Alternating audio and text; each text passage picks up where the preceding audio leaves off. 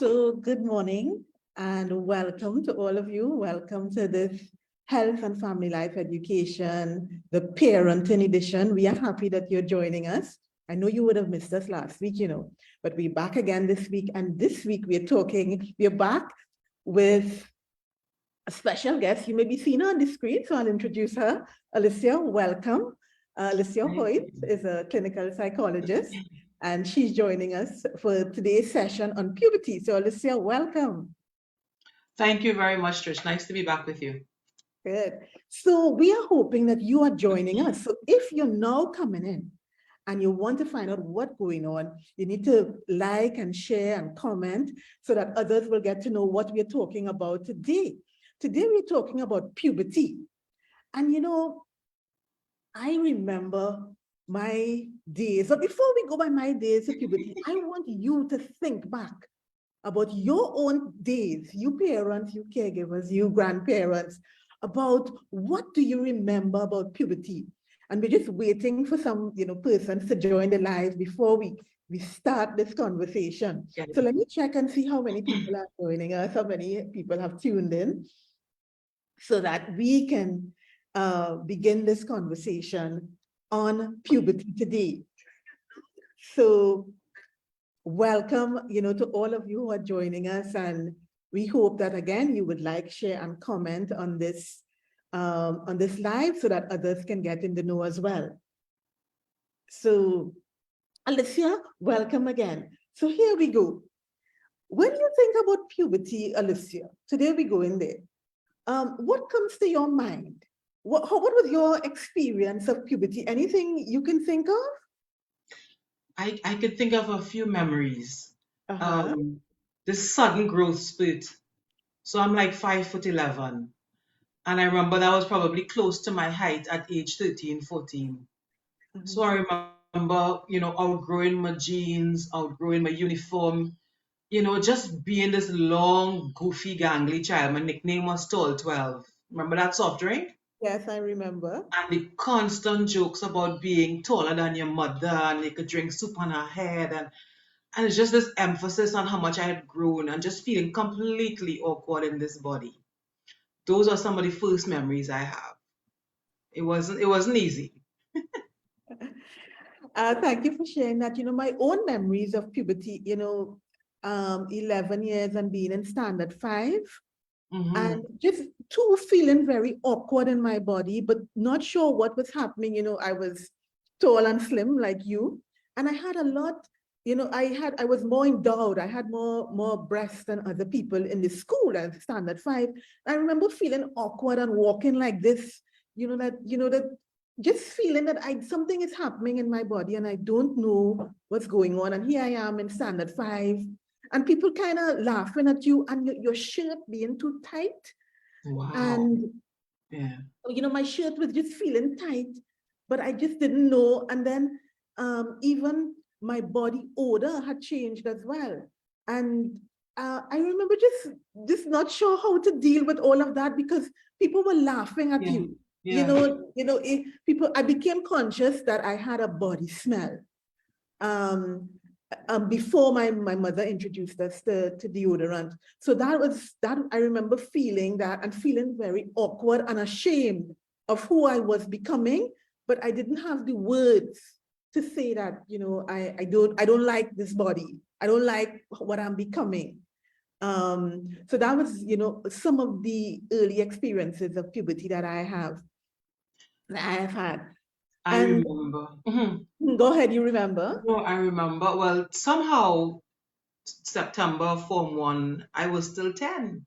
Somehow I was in Form 1 at age 10, totally lost, not understanding what school I'd even chosen, what I was doing here, just kind of really disoriented. I do remember us being taught about periods and pads and so on by this nurse who came into the school. And I have this distinct memory of us Form 1s being so embarrassed that we were running from the auditorium to our classroom to hide this bag of pads that they had given out. Because of course, we didn't fully get what this thing was about, but it was just, I think by the time she finished the explanation of puberty and menstruation and what happens to your body, There was just this really goofy girls could be at that age, run into the classroom to hide this thing for nobody could see it because you don't know what it is. I just remember those memories. And again, for me, it was being taller than everybody else, being very awkward, not knowing what to do with your emotions. You're talking too loud, you're being too, everything was just like you were too much Mhm. and needing to hide, and you can't hide because you're above everybody else. I remember wanting to hide and having nowhere to do that, and watching my girls now go through some of the same issues. It's bittersweet. It's bittersweet. It sure is bittersweet. Yeah. So as we jump in, let's talk what really is puberty, because many times, we're not sure what it is, and many parents may not be even aware. So Mhm. maybe you could share with us, what is this time of puberty? Well, if we want to start with definition, puberty is that period in which our bodies reach sexual maturation and become capable of reproduction. That's the essence of it, yeah? So we know that sex is our biological designation as male or female. It's in our DNA. We come out with male reproductive organs or female reproductive organs, defining us as male or female. But at puberty, starting anywhere from age 9, adolescence runs from age 9 to 25, quite frankly. Um, there's a hormonal change where the secondary primary characteristics begin to form and take place. So we may have been born with the primary sexual characteristics, penis and scrotum and so on, or vagina and cervix and the other and eggs and so on. But at puberty, the secondary characteristics kick in. So that body odor kicks in, and as our hormones start to change, we grow pubic hair, the bodies start to change shape. So the guys might grow more muscle around the chest, the girls develop breasts, and our periods begin for the girls. Boys may begin to have erections and ejaculation. Um, and so that is what is really happening at puberty. But we could talk about the wider scope of what's happening to this child, ages 11 to 14 as well. Right. I am happy that you shared there about adolescent is between 9 and 25, because many That's people great. may not even be aware of Hmm. that, that our Hmm. prefrontal cortex, um, Yes. it's formed, it's fully formed by age 25. So Yes. you started talking about that sexual maturation of the child between this age group, and Hmm. specifically from around age 9. So that's like standard 4, Hmm. going up to, maybe standard form 5 or Hmm. so. Not Yes. form 5, but maybe form 3 to 4. Yeah. So what is really happening? You identified some things, but I know when you talk about period, especially for girls, oh God, it's like a dreaded thing. It's like the beast. It's like the worst thing ever.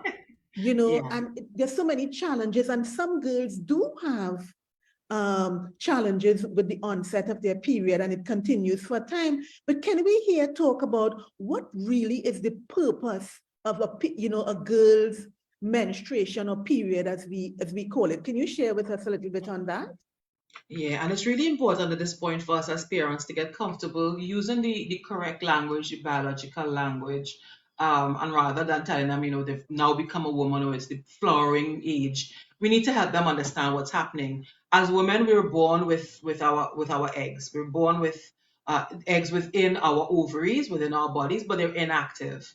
What's happening at puberty is that the ovaries become active and start to produce eggs, and on a monthly basis. It's kind of irregular at the beginning, but on a monthly basis, our bodies are producing eggs in the anticipation of us. If there's sexual intercourse and there's sperm and this egg and the sperm can join and begin the forming of a new life, the body is preparing for that. Yeah.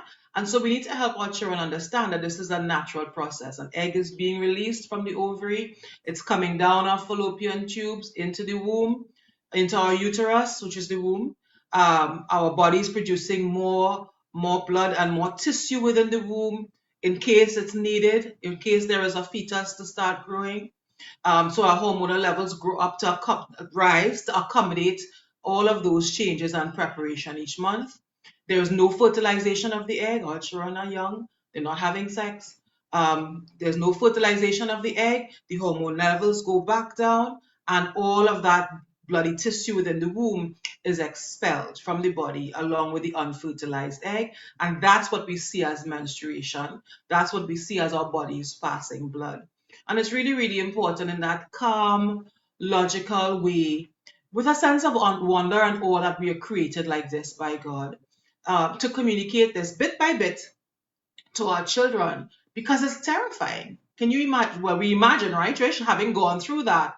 If there was no explanation, to start bleeding, it's terrifying. But so do we need to give our girls the information, and for boys who may be seeing their sisters little bits at a time, to understand this is natural, this is beautiful, this is a good thing. Yeah.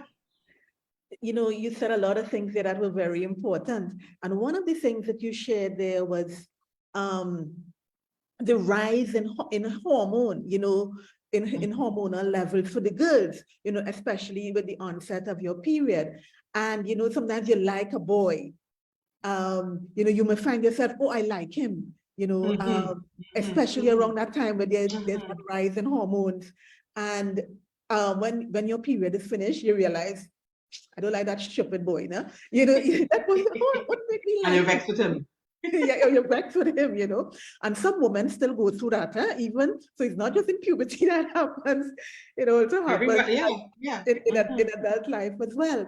But I think really helping young girls to understand this rise and fall in the hormonal levels during that, before and after the menstrual cycle is important for greater conversation, because as you shared there, your body is being prepared to, God made us in such a way that our bodies women's bodies are made that way to, accommodate a child, motherhood. Also, this is a wonderful time for parents to start to let children know that your body is, continues to be a special place, and how you treat that body is important. So those were some interesting things that you shared there. Do you remember when you had your first period, and what it was like? I do remember the first period. Like I tell you, what I remember was the running across the courtyard with these pads. But between the instructions from these nurses that came into school, and my mother being a nurse too, so she would have provided, the sanitary napkins and an understanding of what to do. I don't remember it being a terrifying experience for me. I do remember the mood swings. I remember once I borrowed my brother's calculator and he wanted it back. And I just had this urge to fling this calculator at this boy. And I was like, what is going on? And other times I would have all these terrible pains, and I would have mood swings as a young girl. And if my father would ask me what was wrong, and I would scream at him, Eve ate the apple. That was my understanding. As period was punishment for sin. And so I remember those drastic mood swings. And I had to teach myself, go away to your room, let things calm down. You can't be acting on that kind of behavior. I wanted to beat people up, and I had to move myself away and realize, okay, that's the hormonal changes. And you're right, it continues for many of us as adult women. And it's important to help our children understand. Again, you hear me talk about the tone of voice and the manner in which we do this, Trish. Let me pause. You had asked me to share screen as we talk along, yeah? Yeah. So let me do that real quick and then get back to the point. So we're sharing pages from Beyond the Birds and the Bees, which is such a valuable resource. And we're on this chapter of apprenticeship years, which is the ages 11 to 14. So to back up and come forward, apprentice for me really means learn alongside. And so traditionally, us as parents, we may have 11 to 14, we push the children through SCA, we pay attention to the academic development, we drop them off in high school, and we breathe a sigh of relief. They're big, they can handle their stories, we're done. And this is critically when they need us more than ever, because all these massive changes are happening in their bodies. That is overwhelming. All these mood changes are happening. They're experiencing emotions and ways of thinking for the first time. And sometimes we abandon them, or often our tone is one of exasperation because you're big enough to know better, or frustration, or sometimes we're disgusted with that body odor that kicks off at this age, and very easily we communicate disgust or shame or exasperation, um, rather than realizing this child needs us in a different way to journey alongside them. They need us to be noticing. We started with remembering our own experience, and that becomes critical. Remember how hard it was for you, and then notice what they're going through, and give to them maybe what you felt you needed back at that point in time. So this isn't about, well, I make it through, nobody explained nothing to me, and I had to find my own way. Why would you want to give to your child the pain that you went through? Give them the help that you needed. The body odor comes up. You explain to them that their body is changing. They need deodorant. They need to use these different products.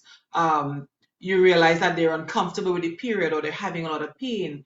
Again, explain to them that it's a natural process. Some girls do have more pain than others. Find ways to help ease the pain and the discomfort. But we need to, this is an age where we really need to journey alongside our children and have them learn alongside, especially same-sex parents to the child, journey alongside them with the changes that they're going through. I'm glad that you share that, Alicia, because when you talked about giving children what you thought you needed, because I didn't get this information, and mommy gave us what she knew best, and granny as well. My grandmother was the one who introduced us to, introduced me to the period, and she told me when I see, when I see the blood, what what I can do, and she gave me the pads and so on, and I was very grateful, but it didn't take away the awkwardness from what I felt. Yeah. And when you talk there about giving them what you wished you had received yourself, we've talked a lot about girls, but I want to share my own experience with raising boys. Right. No, I am not a boy. I did a lot of research, in terms of what happens to a boy's body when when he hits puberty. And I always remember when one of our sons came to us and he said, Mommy, my chest hurts. It was like, his chest was hurt and it was getting bigger. He liked the fact that it was getting bigger, but he didn't like the fact that his nipples were hurting. What's going on here? His questions were like, what's going on here? I like my chest getting big, but I don't like the fact that my nipples hurting, because many times we think that boys' nipples, especially during this time, should not hurt. Nobody talks about that. You think you don't know about that as women, yeah. Wouldn't they laugh at you anyway. So I think, just talking to, looking at your chest is expanding, you're getting physically, you're getting bigger. You're developing, you may be getting pubic hair, you're getting hairs underneath your arms, your voice is getting deeper, you may be seeing your penis is getting larger, and you feel you're a man, you feel, okay, you could guff up your chest and so on. But, with that comes a responsibility. With these changes in your body comes a responsibility. You may start making sperm around this time. And what do we do with sperm? Maybe you could share with us a little bit, Alicia, like what is sperm and what's the purpose of sperm? Because, as parents, we don't talk about that at all. No. It's like, we ain't talking about that. You ain't ready for that yet. But our bodies are showing us things that are unnatural, and many times we don't know how to respond. So maybe you can have a little, I know you have 2 boys as well. So maybe you can share a little bit about it's really important for us as parents to really even have the awkward conversation amongst ourselves, or let's say amongst the adults in the home. Because your ideal is for a young boy to be guided by his same-sex parents. That's the ideal, right? In many households, the male may not be present, the father may not be present, or may communicate a message that you think the child isn't really ready to receive. So ideally, we ought to be able to kind of get comfortable with the topic and approach it with our children. Sometimes we ourselves get scared or overwhelmed when we realize what's happening with our children in general and with our boys in particular. But they do need the same guidance. You're right. And so I need to help my son understand that, your scrotum contain your testicles, and that's where sperm are made. And God created sperm so that you can join the essence of yourself with that of a woman eventually, and a new life forms. But how do I take care of my body? My testicles should be your testicles should be hanging away from your body to keep cool for healthy sperm. When you get an erection, that's blood. We can explain it very simply, very calmly, without the blushing, without the shaming, without the over sexualization. Your body is going through its normal process. Sperm is what comes out in the semen, in this liquid, that allows it to go where it needs to go, when it is that time to have intercourse with your wife, so that the life can start. In the meantime, when it happens, if it happens during the night or when you're having a dream, we might teach them how to clean up themselves, and it's perfectly natural. Your body is gearing up and getting ready for adulthood. And so we teach them how to take care of their physical selves, not to be overwhelmed by it, and to teach it as, again, still a gift from God, that we are made this way. Yeah. And they respect their own bodies. If they have sisters and they're seeing things, you explain briefly based on what they're seeing at the time. I used the phrase last time of titrating information. You may give just enough information to treat with what they're seeing or experiencing in the moment. There doesn't have to be one big, long, single talk, but you treat with issues as they arise. Thank you for sharing that. Something you shared there. During this time, it will be important to teach them about the responsibilities that accompanies the gift that God is giving to them. During Yes. this time when, Yeah. young men are making sperm, which was usually Mhm. between the age of 12 to 14. Mhm. And in scripture, it talks about everyone to whom much is given of him, much will be expected. And I think in terms of talking to young men, Mhm. yes, we'd like daddy or coach or grandfather or somebody to do this, but many times No, it's darling. women that are doing it. I think we Mhm. need to face, because of where we are in society, our own society, being so matrifocal. And, I think one of the things we need to remember too is explaining to our sons, but that by giving them the gift of their sexuality, God is asking them to spend the next several years learning how to use that gift properly. Would you like to share anything on that at this time? I would like to share how they describe sexuality in this book. I'm trying to determine what would be a good page to leave this on. So, one of the tasks for us as parents in this stage is educating our young persons about the basic biology of sex and reproduction, and some basic information about natural family planning. So, I'm sitting on a page for a while in case anybody's kind of reading along while we talk. Um, in the pop tracks describe sexuality as the ability to give oneself as a gift to others by working for their good, for the good of the other. And so, even if we didn't start teaching our children this when they were younger, it's no harm in starting now to understand that who you are is gift to God and to others. We talk about a man being God's gift to women, and we kind of sexualize that, but we need to talk more generally as who I am is gift to another, how I use myself and my body and my strength. And very often with my sons, if I've asked for their assistance with something, I thank them and I remark on their gentlemanliness or on their strength, or it's so nice to have a young man around to help, and you really kind of honor their contribution, and you honor their gentlemanliness and their dignity. And when you've had that larger conversation about thank you for the part you play in the home, not just for boys, for our girls too, but we're talking about our men now, it extends then to their sexuality and this healthy working reproductive system that they have, this penis, this ability to make sperm and what's happening in their bodies will one day be part of the gift that they share of themselves to their partner and to their children.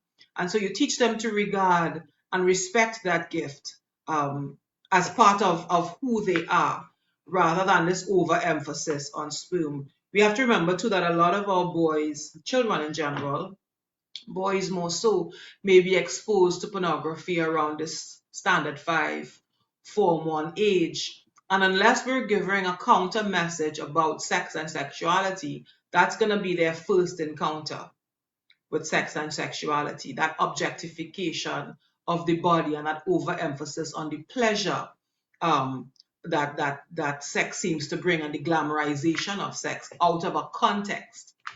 And so it's really important to give a context from an understanding of this is all part of who God has created us to be, and it's beautiful and it's sacred and it has to be guarded and used well. The power that they have as men needs to be guarded and used well.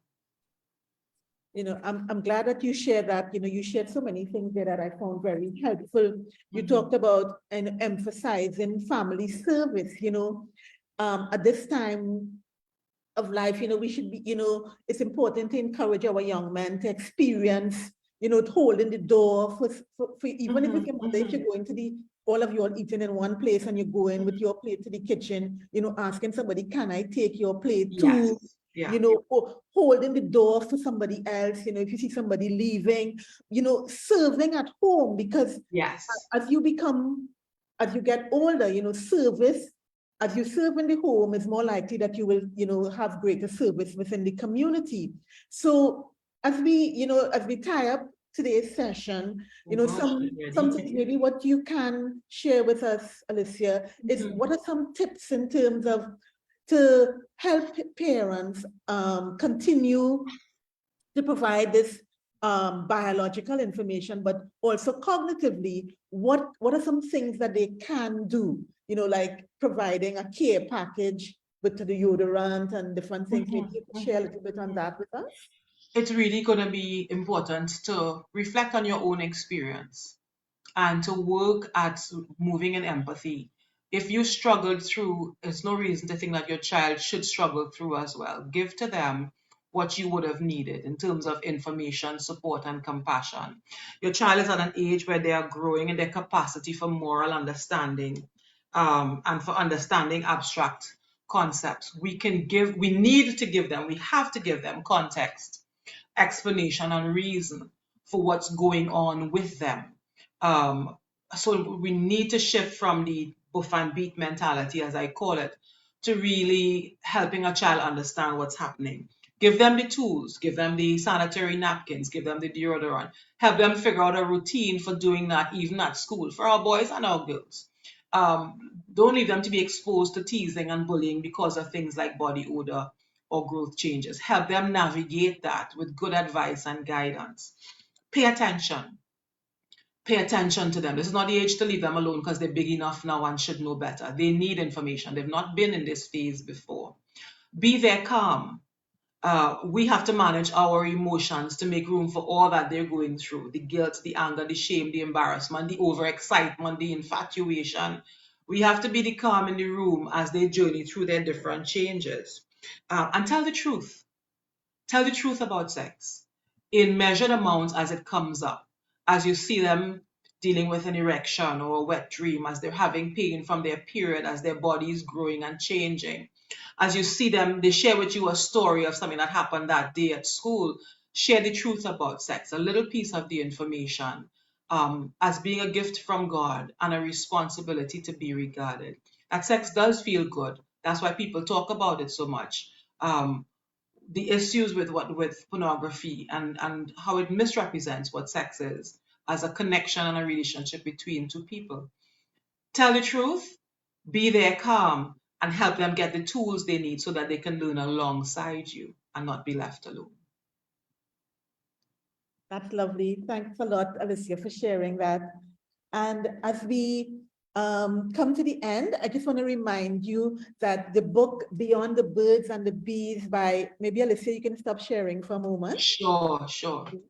The book, The Birds and the Bees by the Pop Chaps, is really a wonderful resource, and what we have been using in terms of sharing on this program, Health and Family Life, the parenting edition. It is our responsibility as to be our children's first educator, first teacher in all aspects of their lives. We know that many children are going into Form 1. School is reopening very soon. Parents, don't be afraid to reach out to us at the Family Life Commission to get the tools, the resources that you need to have all kinds of conversations with your children. We are here to provide the support that you need, and so don't be afraid to reach out to us. You can send us a message here, or our phone number, WhatsApp, it's 299-1047, and our website, it's aflcrc.org.